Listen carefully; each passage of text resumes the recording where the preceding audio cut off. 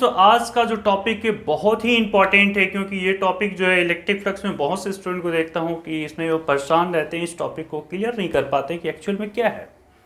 तो प्लीज़ आप मेरे साथ अगर बने रहेंगे 2 मिनट तो इस टॉपिक को मैं आपको ईजिली जो है अंडरस्टैंड करा दूंगा कि इलेक्ट्रिक फ्लक्स एक्चुअल में क्या होता है। ठीक है, देखिए एक लाइन में पहले ही बोर्ड पर मेंशन कर रखा हूँ, और इस लाइन को अगर आप रीड करेंगे तो क्या लिखा हुआ, rate of flow of liquid की बात कर रखा हूँ यहाँ पर।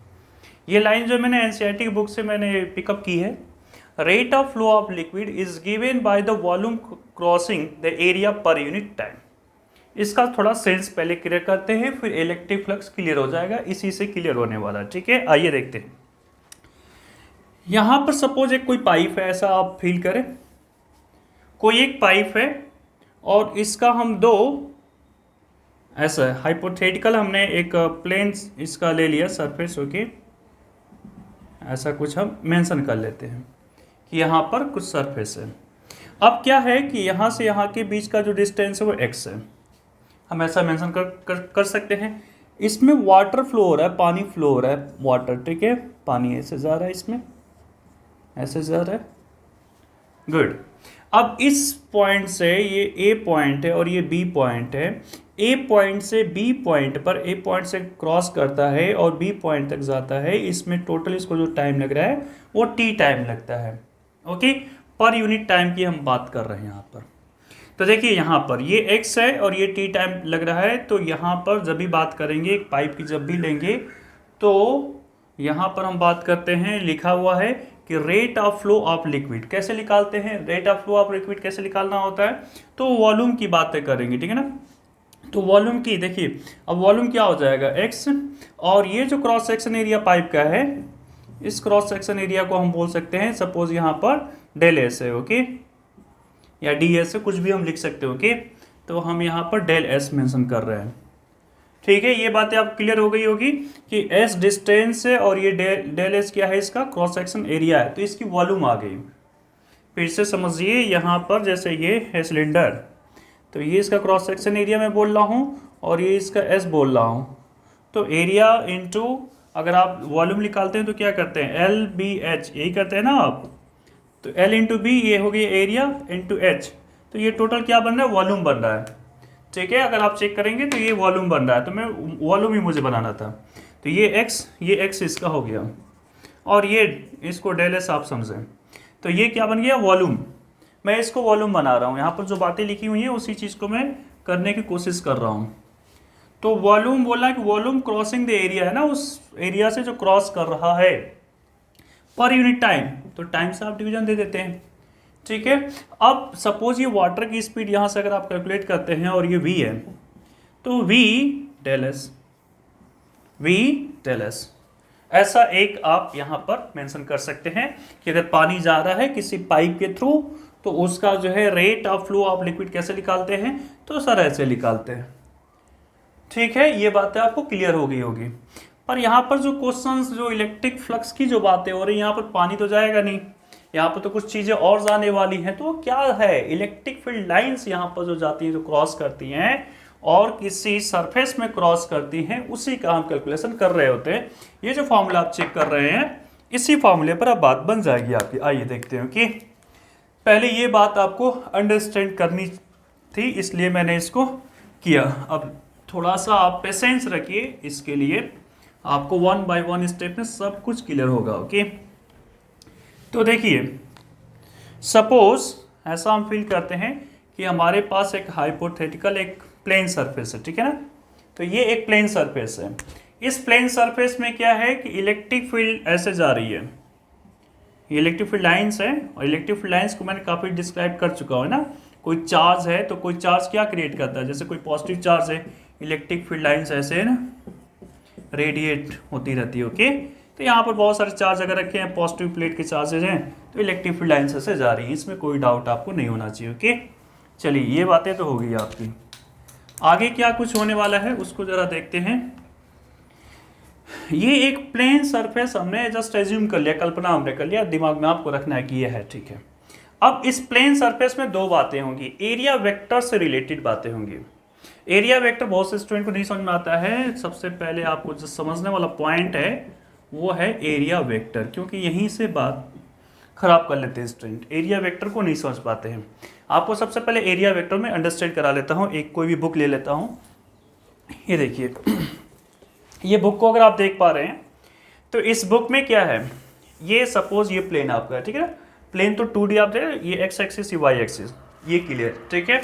अब क्या है कि एरिया वेक्टर की जब बात करते हैं तो देखिए इसमें से अगर मैं बुक से ऐसे कर दूं तो ये क्या है, इसका एरिया वेक्टर बताएगा, मीन्स डायरेक्शन नॉर्मल, ठीक है ना। इस प्लेन का अगर मैं नॉर्मल ऐसे कर दूं तो देखिए यहाँ से ये 90 डिग्री बनाएगा, ठीक है ना। यहाँ से आप चेक कर पा रहे हैं कि यहाँ से ये 90 डिग्री बना रहा है। ये जो है ये बुक यहाँ से 90 डिग्री जब बना रहा है, ये जो लाइन मेरी जा रही है, इसी को हम बोलते हैं एरिया वेक्टर। तो नॉर्मल होना चाहिए। अब देखिए दोनों साइड होता है, इस साइड भी होगा, क्या इसके पीछे नहीं होगा, इस साइड पीछे की तरफ भी होगा और ये आगे की तरफ भी होगा एरिया वेक्टर, ओके। तो हम यहाँ पर किसी एक साइड की बात करते हैं, सपोज ये प्लेन है मेरा, तो इसका एरिया वेक्टर भी कहाँ है, इसी डायरेक्शन में है, ठीक है। तो ये एरिया वेक्टर की हम बात कर लेंगे। इसकी एरिया सपोज हम कर लेते हैं डेल एस है, इसके एरिया हम सपोज कर लेते हैं कि डेल एस है, और इलेक्ट्रिक फील्ड जो जा रही थी वो तो ई से हम रिप्रेजेंट करते हैं, उसमें तो कोई डाउट नहीं होना चाहिए आपको, ओके। तो E into del S, E into del S, यहाँ पर जो फ्लक्स है उसको फाई से रिप्रेजेंट करेंगे, और हमने छोटे से पार्ट को लिया इसलिए डेल लगा रखे हैं यहाँ पर। तो डेल फाई, ध्यान से देखिए डेल फाई, ओके। तो डेल फाई को अब मैं क्या लिखने जा रहा हूँ, ई डेल एस। लेकिन जरा रुकिए, ई डेल एस जो हम लिखे हैं ये कितना सही है, ये अभी मैं डिफाइन करता हूँ। ये जैसे हमारी बुक थी, ओके, ये हमारी बुक थी, नीचे से ये बहुत सारी इलेक्ट्रिक फील्ड लाइन्स ऐसे जा रही है, ठीक है जी, अच्छी बात है। या आप इसको ऐसे ना समझे, ऐसे बुक को कर ले, ठीक है। ये देखिए ऐसे, ठीक है, आई थिंक आपको दिखाई तो दे रहा होगा कि ये हमारे पास इलेक्ट्रिक फील्ड लाइन से सभी जा रही है। जैसे 5 लाइन है, 1 2 3 4, आप एरो इसको माने, तीर माने, है ना, 1 2 3 4 5, ऐसे हर जगह जा रही हैं इलेक्ट्रिक फील्ड लाइन्स। तो इलेक्ट्रिक फील्ड लाइन्स इस प्लेन सरफेस से कितनी जा रही है उसका कैलकुलेशन तो हम कर ही रहे हैं। अब किसी बंदे ने क्या किया कि इसको जो है थोड़ा सा टिल्ट कर दिया, ऐसे थोड़ा सा इसको टिल्ट कर दिया। अब देखिए जरा देखिए, ये वाली लाइन है जो बिल्कुल टॉप से जा रही थी, ओके, इसको टॉप से ऐसे आप समझे कि टॉप से बिल्कुल जा रही थी। अब जैसे ही वो थोड़ा सा टिल्ट किया, ये देखिए, तो क्या ये लाइन अब ये जो तीर है उसको टच करेगी क्या, नहीं करेगी। इस साइड वाली भी तीर इसको टच करेगी क्या, नहीं करेगी। ये जितनी भी तीर है ऊपर वाली टॉप वाली, जैसे इसने टिल्ट किया ये अब टच नहीं कर रही, मीन्स वो तीर क्या हो गई, नंबर ऑफ जो तीर इसमें मान लो 100 जा रही थी, तो ऊपर की जो 10 तीर है वो कम हो गई है, 90 हो गई है। थोड़ा और उसने टिल्ट कर दिया, अब उसके नीचे वाली भी तीर नहीं टच कर पा रही, मीन्स 80 हो गई। तो जैसे जैसे इस सरफेस एरिया को मैं टिल्ट करते जाऊंगा उसका, अब देखिए टिल्ट करने से क्या होगा, यहाँ पर देखिए तो ज़रा ये देखिए, ये एरिया वेक्टर था इसका 90 डिग्री, और इलेक्ट्रिक फील्ड भी 90 डिग्री इसी पर था, तो जीरो बन जा रहा था, ओके, दोनों पैरेलल जा रहे थे, है ना। ये देखिए ये इस पर है, ये आपका जो है एरिया वेक्टर इस बुक का, मीन्स इस प्लेन सरफेस का, और ये जो लाइन है ना, ये जो दूसरा है वो इलेक्ट्रिक फील्ड का है, ठीक है। तो इन दोनों के बीच का एंगल कितना बन रहा है जी, 0 डिग्री बन रहा है। लेकिन जैसे अगर मैं टिल्ट कर दूंगा, अगर थोड़ा सा ऐसे टिल्ट कर दिया, अब इसका देखिए जैसे ही मैं टिल्ट करूंगा तो अब ये बिल्कुल 90 डिग्री तो बनाएगा, तो अब इसका एंगल जो है वो चेंज हो जाएगा। ये देखिए नीचे अब चला गया है, पर ये तो नीचे गया, ये तो नीचे गया, पर ये जो है ये तो सीधे ही अभी जाएगा ना। तो यहाँ पर जो है एक एंगल आपको नजर आएगा, ये देखिए यहाँ पर एक एंगल, आप बीच में देख पा रहे हैं एक एंगल नजर आई है, ये इलेक्ट्रिक फील्ड है और ये नीचे जा रहा है, अब तो ने टिल्ट कर दिया, ठीक है। तो एक एंगल यहाँ पर नजर आने वाला है आपको मैं चलिए दिखाता हूँ, ओके। आइए थोड़ा सा इस फिगर को अब मैं अलग करके दिखाने वाला हूँ। ये देखिए, अब सपोज इलेक्ट्रिक फील्ड लाइन्स कुछ ऐसे जा रही थी, ओके, ऐसे जा रही थी इलेक्ट्रिक फील्ड लाइन्स, और ये मेरा जो प्लेन है ये नॉर्मल देखिए ऐसे जा रहा है, डेल एस ये है, ठीक है ना, ये कंप्लीट है डेल एस। तो मैं इसका एरिया वेक्टर सिर्फ यहाँ पर शो कर रहा हूँ, डेल एस यहाँ पर जो शो कर रहा हूँ एरिया वेक्टर को मैं रिप्रेजेंट कर रहा हूँ, डेल एस, ओके। ये इलेक्ट्रिक फील्ड लाइन्स है, तो इन दोनों के बीच का जो एंगल है वो कितना एंगल बन गया, थीटा बन गया।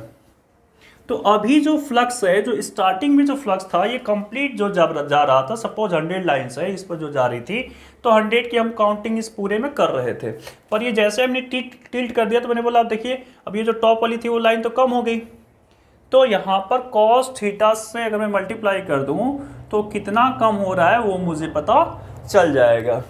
ई डेल एस कॉस थीटा, जैसे वहाँ पर आया तो वी, मैं जब आपको स्टार्टिंग बताया तो वी है ना, डेल एस कर दिया था वहाँ पर, rate of flow of liquids को जो मैं कैलकुलेट कर रहा था। एज इट इज यहाँ पर देखिए ई डेल एस, अब यहाँ पर थोड़ा सा टिल्ट कर दें तो कॉस थीटा आ गया आपका। तो ये एक फॉर्मूला आपका मिल जाएगा कॉस थीटा। अब ये थीटा डिपेंड करता है, अगर ये थीटा 0 हो गया, और 0 कब होगा जब दोनों पैरेलल में होंगी, मीन्स डेल एस जो है इसके पैरेलल में ई अगर आ गया तो ये दोनों के एंगल 0, तो cos 0 की वैल्यू 1 होती है, तो उस समय ये सबसे हाईएस्ट हो जाएगा ई डेल एस। ठीक है, ये बातें आपको क्लियर अभी हुई होंगी कि ये ई डी एस हो जाएगा जब ये दोनों ही आपस में बिल्कुल ये बिल्कुल सीधे हो गई है। अब ये जा रही है, इसको हम टिल्ट बिल्कुल भी नहीं कर रहे हैं, इलेक्ट्रिक फील्ड भी उसी पर है और एरिया वेक्टर भी उसी पर है। ठीक है, तो ये बातें आपको क्लियर। अब रुकिए थोड़ा, यहाँ पर मैं कुछ और बातों को भी कर सकता हूँ क्या, उसको जरा से गौर से देखिएगा, है ना। ये बहुत इंपॉर्टेंट टॉपिक है, इसको इग्नोर करते हैं स्टूडेंट, ओके, और बहुत इसको फास्ट ट्रैक में ख़त्म करने की कोशिश कर रहे होते हैं, जो गलत होता है उनके लिए। ओके, आप ऐसी गलती ना करें प्लीज़। ओके, आइए देखते हैं थोड़ा सा और। देखिए ये सपोज मेरे पास क्या था, वही प्लेन सरफेस है। ओके, तो चलिए आपने कुछ भी ऐसे ले लिया, ये आपने ले लिया डेल एस ले लिया, ये इलेक्ट्रिक फील्ड है, ये थीटा है, अच्छी बात है। अगर मैं इसको 2 पार्ट में कट कर दूं, एस जो है कंप्लीट, जैसे एस है मेरे पास, सरफेस एरिया है एस, अगर मैं इसको 2 पार्ट में कैलकुलेट कट कर दूं और फिर मैंने दोनों पार्ट का अलग अलग एनालिसिस करूं कि इसमें कितना और इसमें कितना फ्लक्स निकलेगा, तो क्या ये दोनों का सम आएगा कि नहीं आएगा, आप सोच के देखें। क्या फर्क पड़ता है, इसको मैं अगर कट कर दूं तो वो तो सम आएगा ही आएगा ना।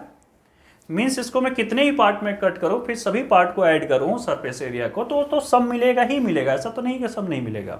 इसमें दूसरी प्रॉब्लम ये थी कि इलेक्ट्रिक फील्ड लाइंस यूनिफॉर्म हम ले रहे थे, इलेक्ट्रिक फील्ड लाइंस यूनिफॉर्म है, लेकिन कोई जो नहीं कि electric field lines uniform non uniform हो गई तो प्रॉब्लम क्रिएट हो सकती थी। तो मैंने छोटे छोटे पार्ट्स को अगर मैं एडिशन कर दूं, ऐड कर दूं, तो उस समय जो फ्लक्स निकल के आएगी, फाई जो हम बोल रहे हैं ई, अब देखिए वहां पर मैं डॉट लगा सकता हूं कि ई डॉट एस, और ये देखो एक इंटीग्रेशन का साइन मैं यूज कर लेता हूं। और आपको पता होना चाहिए कि एस जो है एरिया वेक्टर मीन्स इसमें एक डायरेक्शन है, वेक्टर है, तो ये एक वेक्टर क्वांटिटी होगी, और इलेक्ट्रिक फील्ड पहले से ही पता है कि वेक्टर क्वांटिटी है, ये दोनों ही वेक्टर क्वांटिटी है। तो वेक्टर क्वांटिटी ए, वेक्टर क्वांटिटी बी, आपको पता होना चाहिए कि एक स्केलर क्वांटिटी होता है, वेक्टर क्वांटिटी ए, वेक्टर क्वांटिटी बी के जो डॉट प्रोडक्ट करते हैं तो ये एक स्केलर क्वांटिटी बन जाता है। यहाँ पर डॉट प्रोडक्ट हम दिखा रहे हैं, कॉस थीटा आ रहा था तो डॉट प्रोडक्ट, तो इन दोनों का इसका मतलब जो फ्लक्स है वो क्या है, कैसी क्वांटिटी है, तो फ्लक्स आपको पता हो जाना चाहिए कि फ्लक्स जो है स्केलर क्वांटिटी है। फ्लक्स कैसी क्वांटिटी है, स्केलर क्वांटिटी है। तो यहाँ पर ये बात लॉजिक एक दे दिया गया था कि अगर मैं छोटे पार्ट्स को ऐड कर लूँ, S1 S2 ऐसे बहुत सारे पार्ट को, तो क्या मैं उसको कंप्लीट टेस्ट लिख सकता हूँ, तो कंप्लीट टेस्ट लिख सकते हैं। पर अब यहाँ पर जो छोटे पार्ट को जो डेल डी एस में किया गया, ठीक है, एडिशन करने के लिए इंटीग्रेशन का साइन हम यूज करते हैं। आप क्लास 12th में जब अभी इंटीग्रेशन वाला चैप्टर पढ़ेंगे तो वहाँ और अच्छी तरह से डिफाइन चीज़ें हो जाती है। ओके, तो ये एक बात हो गया। लेकिन ये जो लाइन लिखा गया है ये ओपन सरफेस के लिखा गया है। अगर क्लोज सरफेस आ जाता है, क्लोज बॉडी आ जाती है, सपोज ऐसी कोई बॉडी आ जाती है जो क्लोज बॉडी है, और उस क्लोज बॉडी से इलेक्ट्रिक फील्ड लाइंस ऐसे निकल रही है, ठीक है ना, वो कुछ भी हो सकता है, स्फेरिकल भी हो सकता है, सिलेंडर हो सकता है, कुछ भी क्लोज बॉडी अगर आ जाती है, तो उस क्लोज बॉडी के लिए जो फॉर्मूला यहाँ पर जनरेट होने वाला है वो क्या जनरेट होने वाला है, यहाँ पर जरा देखिए तो क्लोज बॉडी के लिए यहाँ पर एक क्लोज साइन इंटीग्रेशन में यूज हो जाता है, और यहाँ पर E dot D S. Okay, तो ये फ्लक्स का फॉर्मूला हो गया, फाई का जो फॉर्मूला हो गया ई डॉट डी एस, छोटे पार्ट्स को हमने ऐड कर दिया, तो यहाँ पर एक इंटीग्रेशन का हमने साइन यूज कर लिया। So this is all about the electric flux. Okay, I hope कि आप इस वीडियो को एंजॉय किए होंगे। दूसरा ये है कि जो लास्ट जो मेरा टॉपिक था इलेक्ट्रिक फील्ड, उसमें मैंने प्रिंसिपल ऑफ सुपरपोजिशन को छोड़ दिया था इलेक्ट्रिक फील्ड का। तो जैसे मैंने कूलॉम्स लॉ में आपको बताया था F1 plus F2 plus F3 आपको कर देना है। एज इट इज़ यहाँ भी इलेक्ट्रिक फील्ड लाइंस में भी आपको वही करना था, उसमें भी कुछ अलग नहीं था, E = E1 + E2 + E3। Okay, next video में मैं आपको इसको भी दे दूंगा। Okay, thank you all.